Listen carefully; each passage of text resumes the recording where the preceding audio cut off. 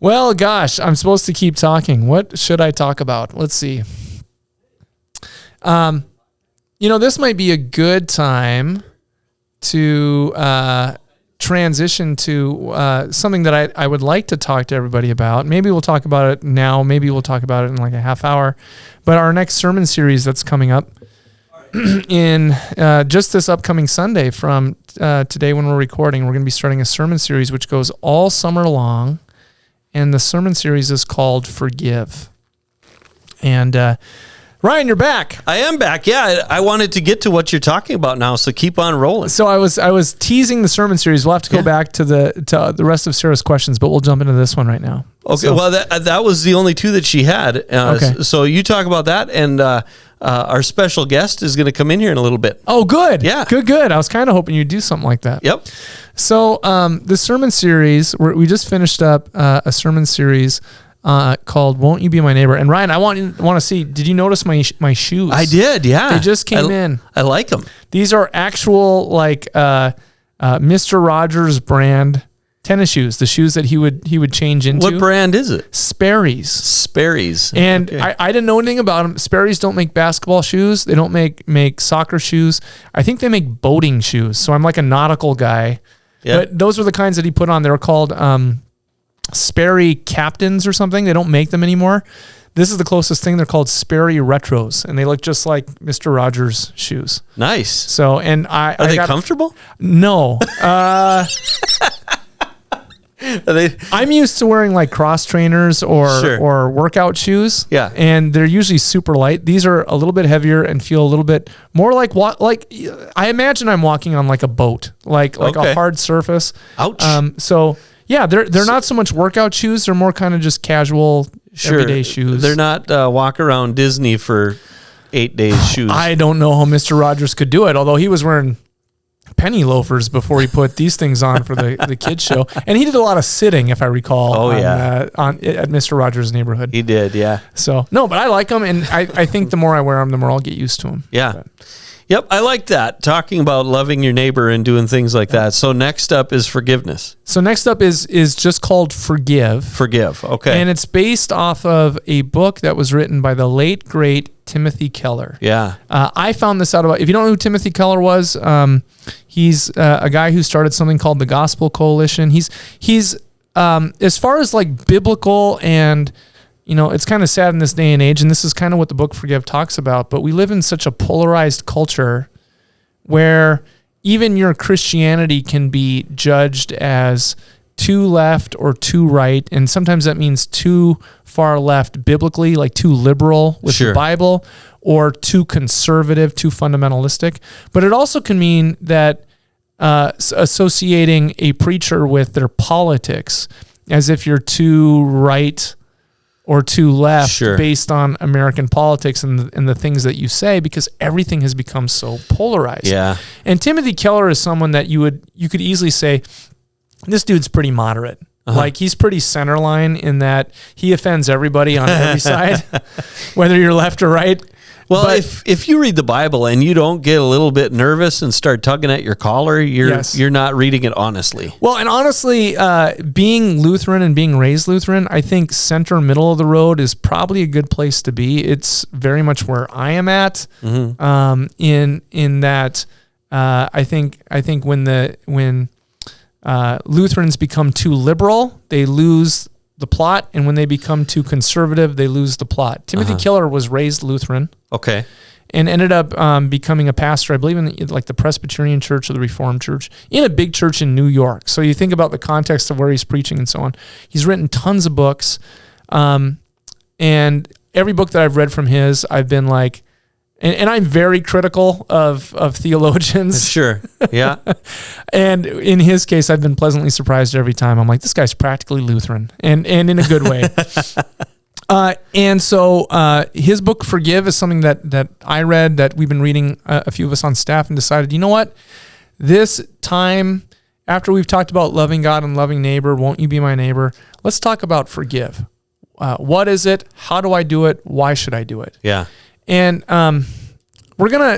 each week is going to build on each other. So it's very important that everyone attend either online or on site every single worship service. If you miss it, go back and listen to the message, because each message will build to the next one. Yeah. And he works in a very systematic fashion through 12 chapters, and we're encouraging people to get the book to read on their own as well. You can go to Amazon.com. It's called Forgive by Timothy Keller. Okay.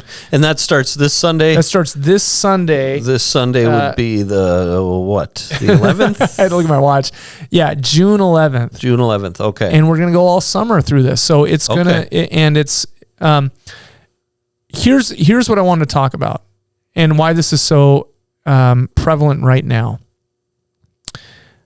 We have lived through probably the most polarizing time in our country's history, if not the world's history, but especially in the United States, probably since the Civil War, of just polarization and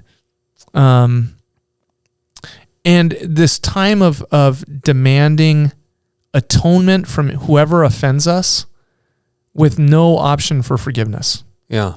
It's been called cancel culture. Yep. And often cancel culture has been pushing up against what's been deemed forgiveness culture. And forgiveness culture refers to coming out of basically Christianity and Christian values, because forgiveness is a big part of being a Christian. Well, why is that? Because Jesus commands us to forgive each other. Yep. And hey, come on in, man. I'll get them set up. You keep going. And yet, does forgiving someone take away justice for the wrongs that have been done? And so we're gonna dig into that. We're gonna dig into what forgiveness is, how we can forgive others, why we can forgive others. And forgiveness is a process. If you've ever tried to forgive someone and you've just been like, I just can't get beyond what they've done to me. Something really wrong was done and I just can't move beyond it.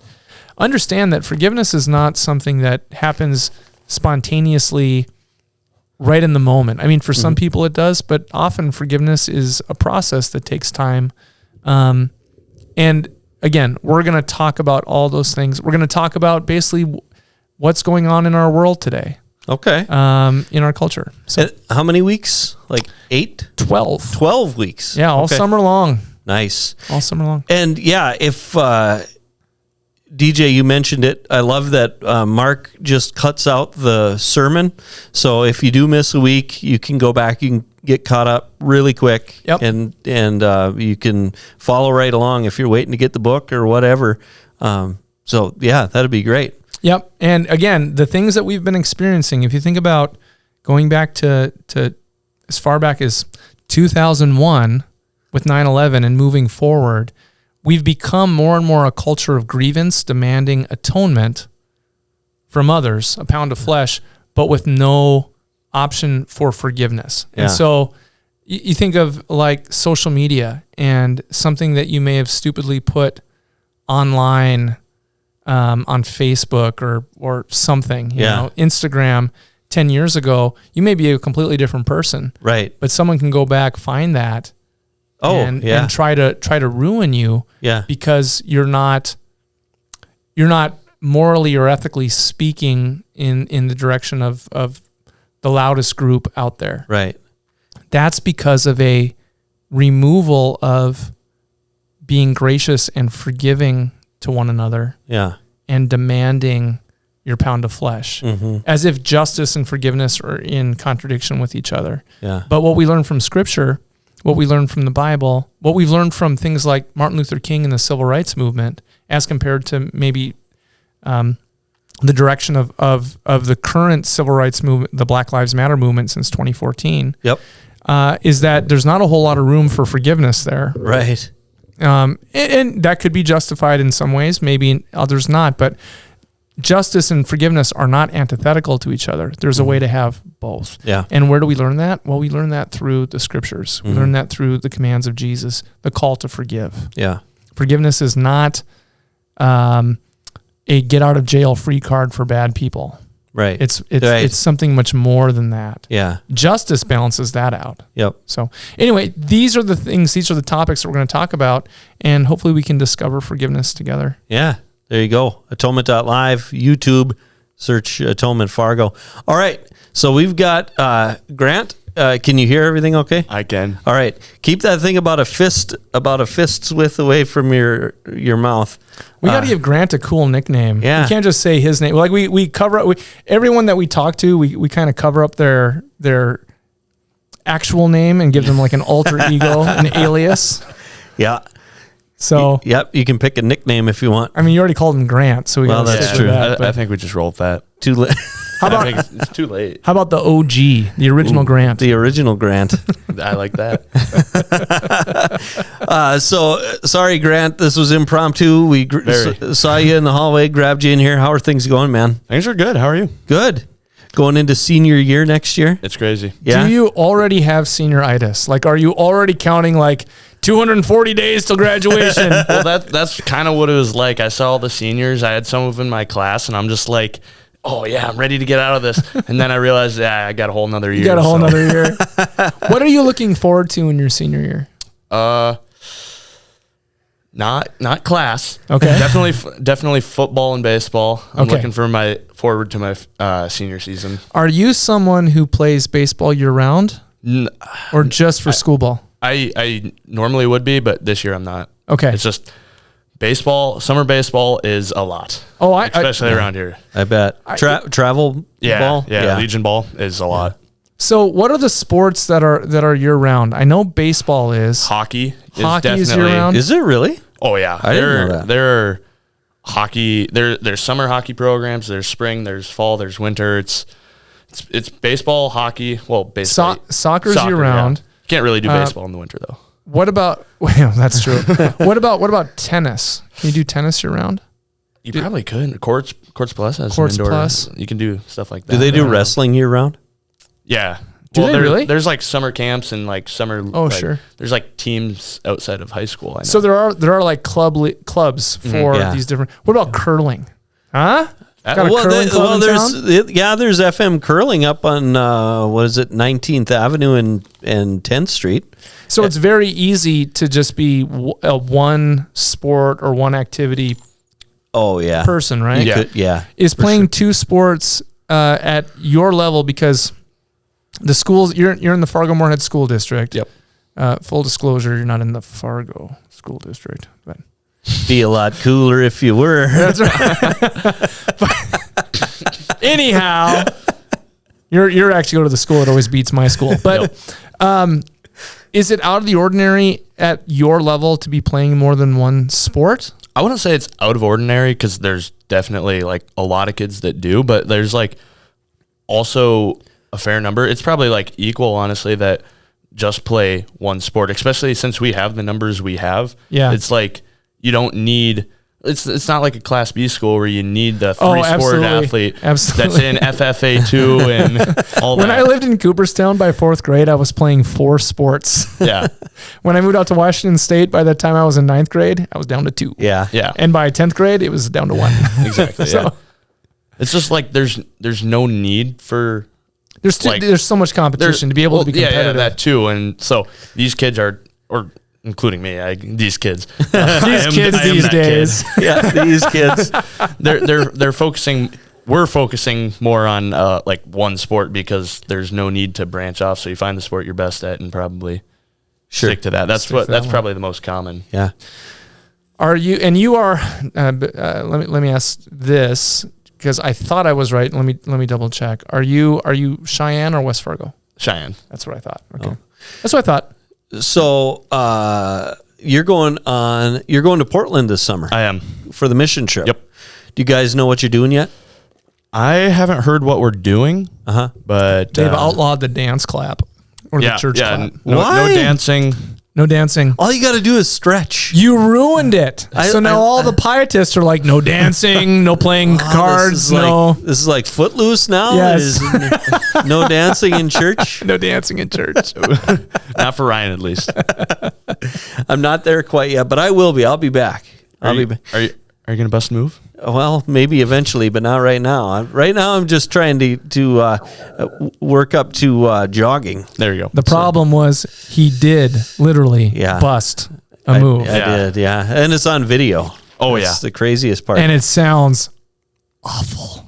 Bong. It sounds like a fiddle string popping.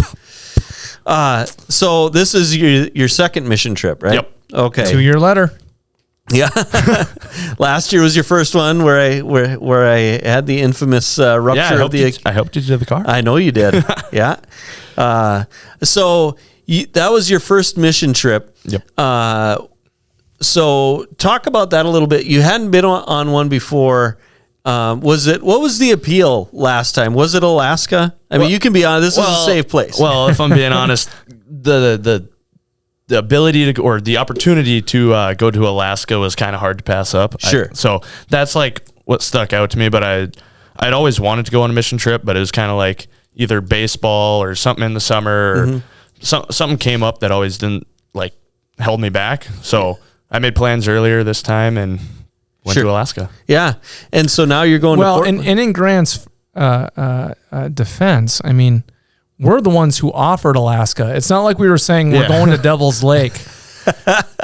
You know, I mean, we kind of wanted. Okay. We kind of put Alaska out there for that reason to say, maybe more people will. We did, but let's hooked like Grant is. So then now we can take him to Devil's Lake and he'll be on board. See, this is rotten, but this is true. When you were little, because you've been here at Atonement your whole life. Yes. I've known you for a very long time. Yeah. Did you ever go up for kids' messages? Oh yeah, all the time. Why? Suckers and Smarties. Yeah. Suckers and Smarties. Well, yeah. So the this is how this works. We understand. The truth is, and I'll say this, unashamed to say this. Mm-hmm. You put the candy out there, and once they're there, where are they going to go? Exactly. You got them, right? Exactly. And now you're voluntarily going to Portland. Oh, I voluntarily went to Alaska. Well, I understand. Yeah. Yeah, but it's like, hey, I want to go. This is back to back. It's not like, it was such an amazing trip that I all right, got to repeat it. So it's kind of like Feed My Starving Children. Once you do it once, you're hooked. Yeah. So we went to Alaska and we did a lot of service projects. I mean, this is a easy softball question, but what was the best part of it, or what was the appeal? What was it about going on this mission trip that made you think, you know what, I'll do this again? Because you could have very easily said, yeah, I did it once. I wanted to go on one. I did it, and I'm good now. Right. What was it that made you say, yeah, I want to go again? Probably, like, I remember, I think it was the first or second night when we went to that one, it was that church and food pantry.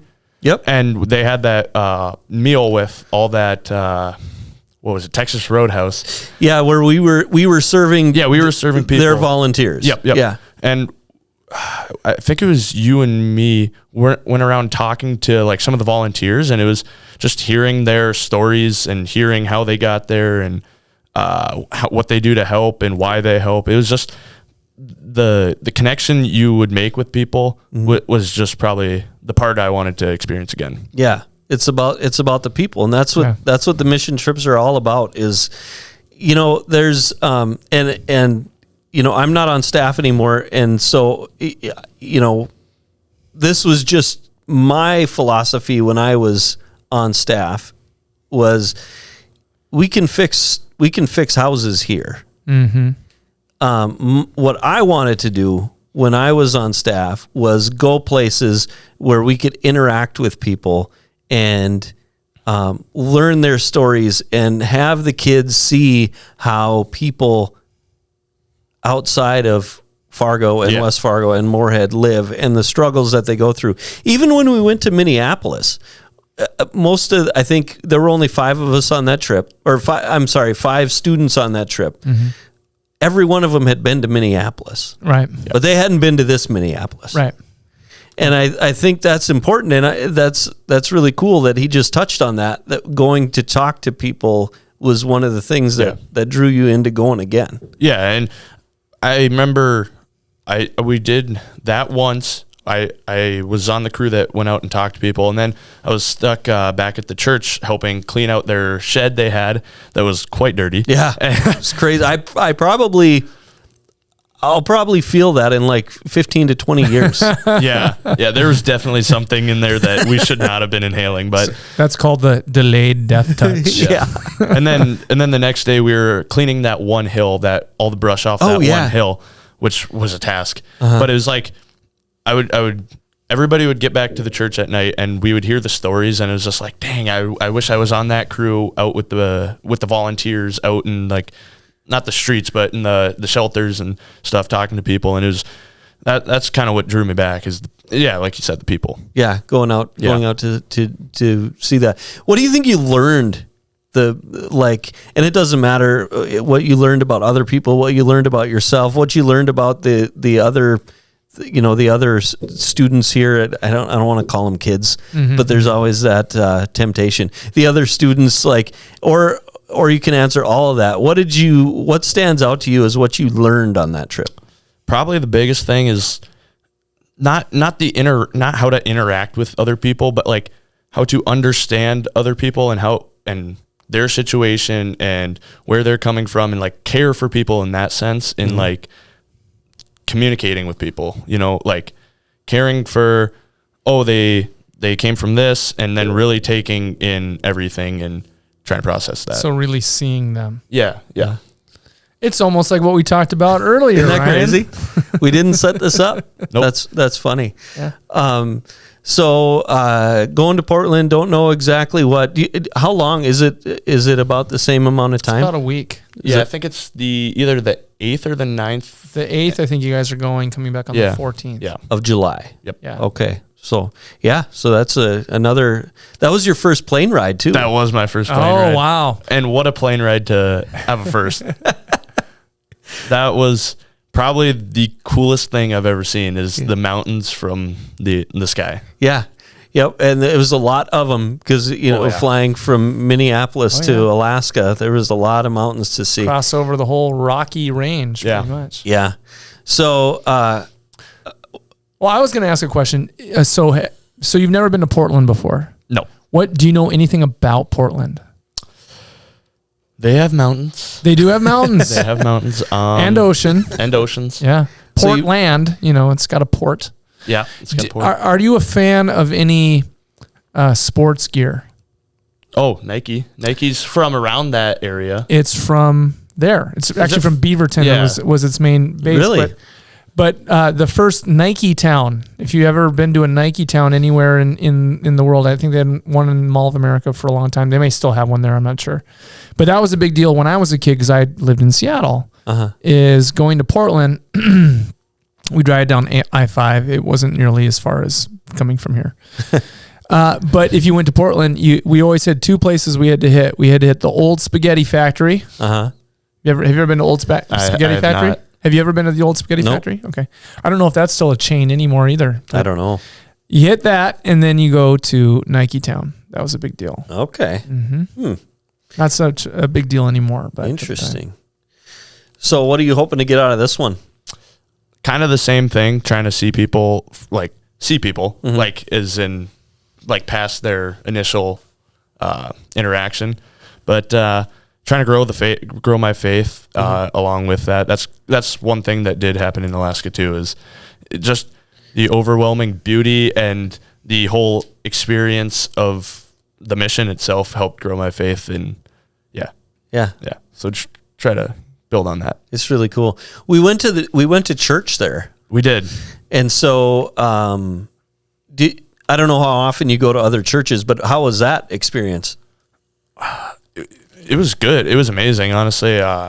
It's not unique. It's good to see other, like, how other churches do it, and the different, because they weren't Lutheran. They were. I can't remember they were Methodist. Yeah, they were Methodist. So like, it wasn't practically any Lutheran. Yeah, it wasn't any necessarily different, but just different at the same time. Well, it was way more traditional. I mean, they do a tradition. Well, and I was going to say, Grant, you're more of a modern service guy, or at least your family is. I don't know. Do you ever go to the tradition service here?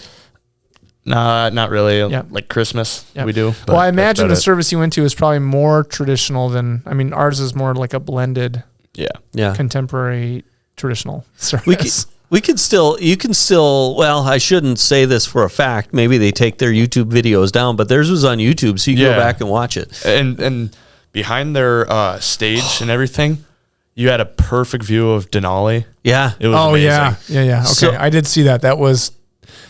That by itself, just the view is pretty. That's pretty amazing. So interesting story about that. They bought that plot of land, and they had everything set up, like the blueprints and how the church was supposed to set, and where the glass was, the window behind the altar and everything. And the guy comes in to start going on this, and he comes to them and he says, "Are you guys crazy?" Because the window was not going to face in the direction that it is now. Mm-hmm. It was going to face in, I think, just right to the remember those mountains that were right Those next mountains themselves were amazing, though, too. They were pretty cool, too. He's like, look over here. Yeah, right. That's what it was. He's like, I think you should turn this and have it sit that way. Because it was like over the bay, over the mountain, or seeing the mountains in the background. Yeah. Did you go? Did you get to go up to the glacier when we went up that day? How was that? That was insane. Yeah. Like the whole trip, the nature, the beauty. It was like I was talking about talking about this with my mom. Is like I've been to places where there's mountains. I've been to the Rockies, but like going to Alaska, your jaw drops a whole nother foot. Yeah. It's insane. Yeah, it's pretty sweet. Mm-hmm. And so, you met with. So, how many days were you at the shelter or the? I wasn't in the group that was there the most. I was, think, 3 days. Okay. Because I didn't help out with the food drive or the handing out of the food they had. So. Okay, but interacting with people was pretty sweet. It was really cool, and the really cool thing about it is almost nobody's from Alaska. Yeah. Everybody comes from somewhere else. So like we met our room flooded when it rained that one night. Yep. So they brought in plumbers to go look at it. And I was wearing my UND sweatshirt. And the plumber comes up to me and is like, "No way. I'm from North Dakota." He was from not Beulah, somewhere around there. Somewhere around Bismarck. Okay. And then he's like, "I went to college at UND. This isn't like," and I was just like, small world. That's cool. Yeah, that is true that most people aren't from there.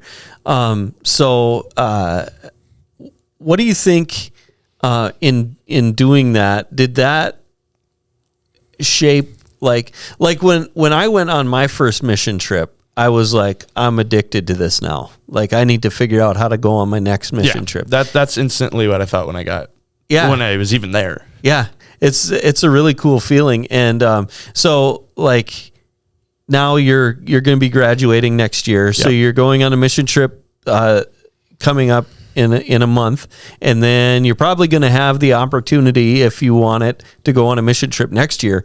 But then your high school mission tripped out. Yeah, is going on mission trips something that you think you're going to pursue beyond that? I think so. Yeah. I think it was just too amazing of an experience not to do again. Yeah. It's really cool, really fun times. I love that. I love it. Do you got anything? You got another question? Well, what I was actually wondering is, what are you playing with? What is that thing? I have no idea, but it's been here since.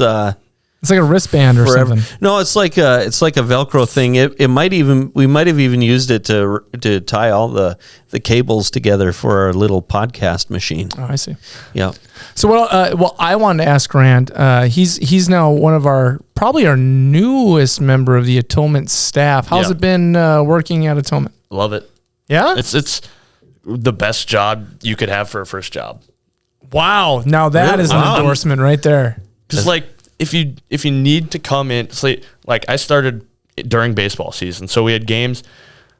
If I needed to come in an hour or two later, I could just tell my boss, "Hey, I need to come in an hour or two later. I'll stay an hour or two after." Yeah. So I could come in at 8:30 instead of 6:30 to clean, and that was amazing, and it's pretty easy work. Nobody bothers you when you're in here. Yeah, and it's not too hard to clean the. I wouldn't say that. I might say that. Nobody destroys the church too bad. That's nice to know that the people that come here are taking good care of. Church doesn't get too dirty. That's good to know. So even though you've grown up in this church and been here your whole life, did anybody make one of your very first tasks finding every bathroom in the building? I can find every bathroom in the building, I bet. Can you? I bet I could. That was the first thing Paul Cross had me do. Are there any hidden bathrooms? Go find all the Go find. I want you to go find all the bathrooms in the church. 2 upstairs. 1, 2, 3, 4, 5. Are we counting like each gender? Every bathroom. So there's 2 upstairs. 1, 2, 3, 4, 5, 6. 6. Carry the 1. See, you got to. See, you got to think about this. None downstairs. 8. Is there 8? I don't know. I don't either. I was like, wow, 8? That's amazing. Well, okay, so let's see. There's 1, 2, 3, 4 in the classrooms. Oh, I forgot about the classroom ones. Oh, you didn't count the classrooms? I didn't count the classroom ones. Every bathroom in the building. So there's a bunch. 12 if you're counting like male and females. Yeah. So yeah, 12. There's a bunch. Jeez. Yeah. That's why Paul had me do that for my first thing. So, all right, Grant, thanks for coming in. Yeah, thank you for Hopefully having me. we didn't make you too uncomfortable. No, not at all. All right. Well, this has been fun. So, Grant, what's happened here is normally it's me and DJ and Sarah and Dana. Mm-hmm. Dana and Sarah couldn't be here, and so they let us run roughshod over the place. Yeah, so this is the I thought it was kind of the DJ and RJ show, but really wouldn't it be like the RJ and DL show? Or does RJ and DJ sound better? Well, I think it flows better, doesn't it? So now it's the OG RJ DJ show. Yeah, see? Awesome. Okay, well, I think we bent everybody's ear long enough here. I don't know what Dana's going to do with this. If she's going to put this all out as one big block, or if she's going to bust it up. Yeah, so she likes TikTok, so she'll cut it into like 30, 60-second clips. She'll have to do more than that. We've been rolling almost 2 hours. So, all right. We're ready to wrap this thing up. Say, Grant, I'm going to put you on the spot. It's okay if you're uncomfortable, but could you pray for us to close it out? Yeah, sure. Pray it out. Dear God, thank you for this opportunity to come together to talk about things. We thank you for the weather we've been having, all the rain we've been having for the fields, for the farmers. I pray that you watch over all of our families, all of us, keep us safe, healthy, and keep us pursuing your name and spreading it to others around the world. In your name we pray. Amen. Amen. Well done, sir. Well done. All right. So I better at least close. We didn't open it normal. I better close it normal, right? Yeah. So if you are looking for a place to worship, if you are in the Fargo-Moorhead area, you can come on down to 4601 South University Drive here in Fargo. You can join us in person at 9 a.m. or 10:30 a.m. every Sunday. At those same times, you can go online to atonement.live, atonementfargo.org, or the YouTubes. Search Atonement Fargo. You'll find us there for those same services. And again, on YouTube, you can go back and watch all kinds of past services, get past episodes of that podcast. There's some Bible studies on there. You can check it all out there. So for Grant, Pastor DJ Lura, for the absent Sarah D. Young and Dana Mashevsky, I'm Ryan Janke. Thanks for joining us. We'll see you next time for another riveting episode of that podcast. I don't know what button to push. I'm going to try something. That's it. There you go. Grant, do you want? I brought some chocolate chip cookies. I'll have one.